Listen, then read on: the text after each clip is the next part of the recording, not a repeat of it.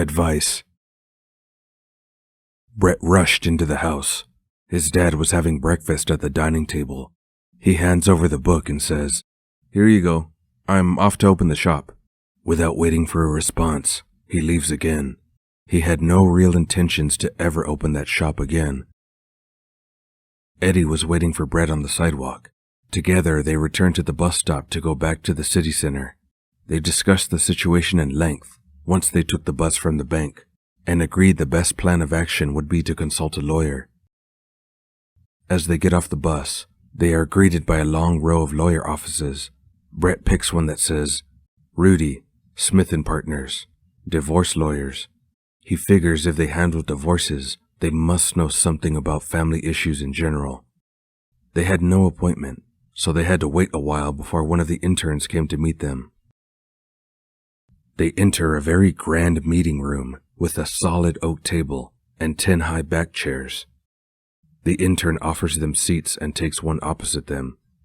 I am Stefan Smith. My father is one of the partners of the firm. I just graduated, so I am meeting all clients for the first time to assess the situation and help assign the correct counsel.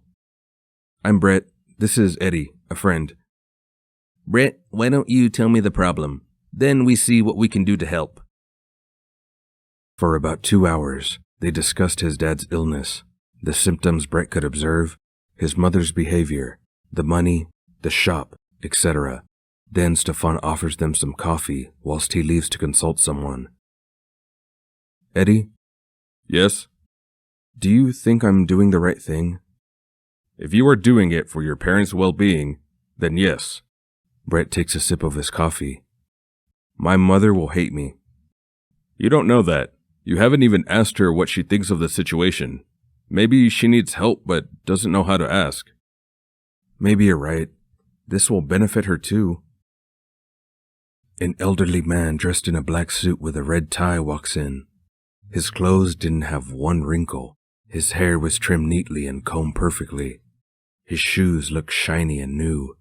Brett, Eddie, this is Mr. Rudy, the founding partner of the firm.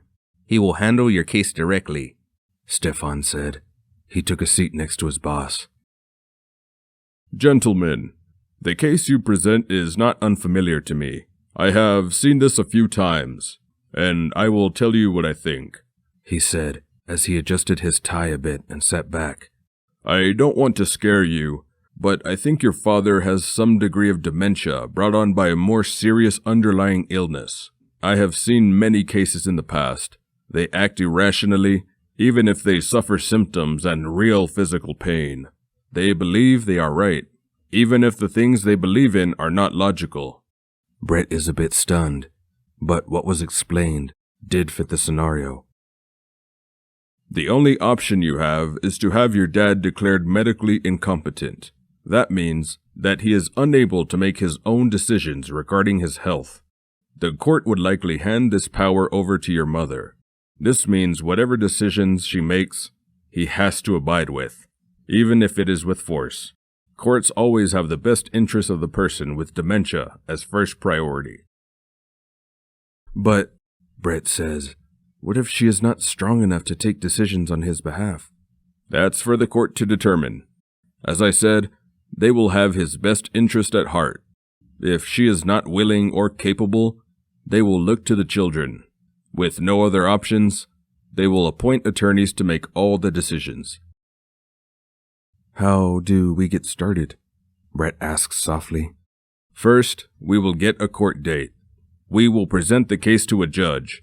The judge will most likely send your dad for a full medical assessment, even if he doesn't consent.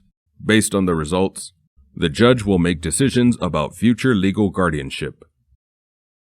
Can I have a few minutes to think it over? Brett asks. Sure. Stefan, let's give him some time, he said as he gets up to leave the room.